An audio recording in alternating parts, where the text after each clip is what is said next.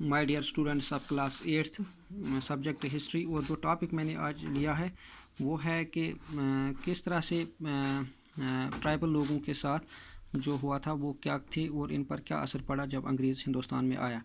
What happen to tribal chiefs, ये मेरा topic है आज, सब टॉपिक है। तो चूँकि जो ट्राइबल्स थे वो जंगलों में रहते थे, उनके पास अपना इक़्तिसादी पावर था, सियासी पावर था और समाजी ताकत था और उनके पास एडमिनिस्ट्रेटिव ताकत था। वो अपनी टेरिटरी में रहते थे, वहाँ अपने कानून के मुताबिक जो है, अपने ट्रेडिशन के मुताबिक जो उनकी असम्बलीज थी वहाँ पे वो अपने चीफ्स की मदद से land disputes, social disputes, political disputes हल करते थे। और इस तरह से जब अंग्रेज़ आया तो उन्होंने इन पर जो है असर डालना शुरू कर दिया। तो सबसे पहले उन्हें कहा गया कि जो भी उनके पास लैंड टाइटल्स है वो लैंड टाइटल्स रख लें।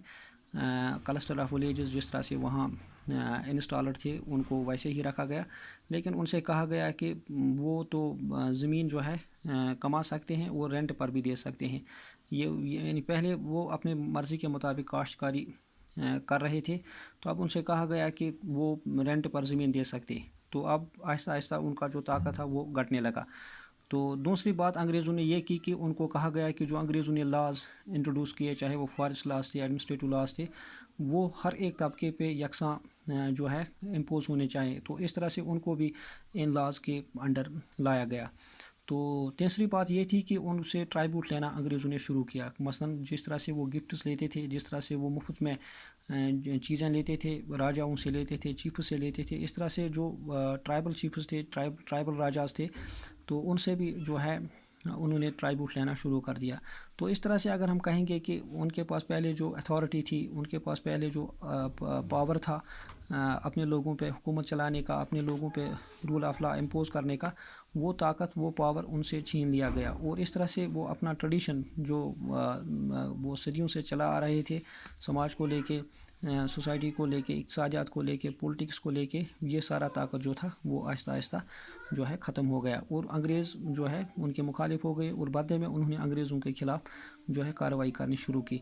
तो एक और चीज़ उन्होंने, अगर हम देखेंगे शिफ्टिंग कल्टीवेटर्स का, शिफ्टिंग कल्टीवेटर्स जो थे वो ग्रुप्स में रहते थे और अक्सर जंगलों में वो मवेशी लेके जो है उन पर अपना लेवलीहुड जो है वो चलाते थे और अक्सर ये जंगल काटते थे, जंगलों को लेटर ऑन जो है आग की नज़र करते थे और फिर वहाँ पोटाश ऐश की शक्ल में बाकी रहता था। वहाँ पे अक्सर वो काश्तकारी करते थे और 2-4 सालों के बाद जब उसकी फर्टिलिटी ख़त्म होती थी, फिर दूसरी जगह जाके वो जंगल जलाने के बाद लैंड को स्क्रैच करते थे, लैंड को कल्टीवेट करते थे और वहाँ पे दोबारा वो कल्टीवेशन जो है वो करते थे। इस तरह से उसकी फर्टिलिटी 2-3 साल के बाद जब ख़त्म होती थी, फिर तीसरी जगह वो जाते थे और वहाँ ही इसी तरह से प्रैक्टिस करते थे जिस तरह से वो पहले करते थे। यानी ये अपने लिहाज से जो थे आज़ाद थे, उनके पास किसी किस्म का कदगन नहीं था।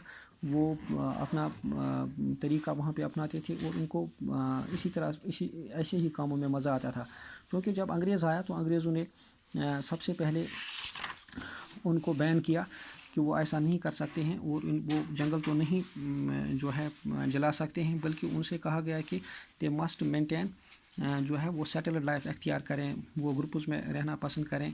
और इस तरह से लैंड को यहाँ पे सर्वे किया गया, मेजर किया गया और as per fertility of the land, as per measurement of the land उनको भी कहा गया कि वो भी एक सेटल्ड लाइफ गुजारें और इस तरह से जो सरप्लस प्रोडक्शन होगा वो बतौर टैक्स अंग्रेज़ों को दे दें। इस तरह से जो अथॉरिटी या जो ताकत वो पहले एंजॉय करते थे, तो अब इस जुम कल्टिवेशन को, इस तरह की जो काश्तकारी हुआ करती होती थी वो रुक गई और इन्हें जो है उनसे टैक्स लेना शुरू किया गया।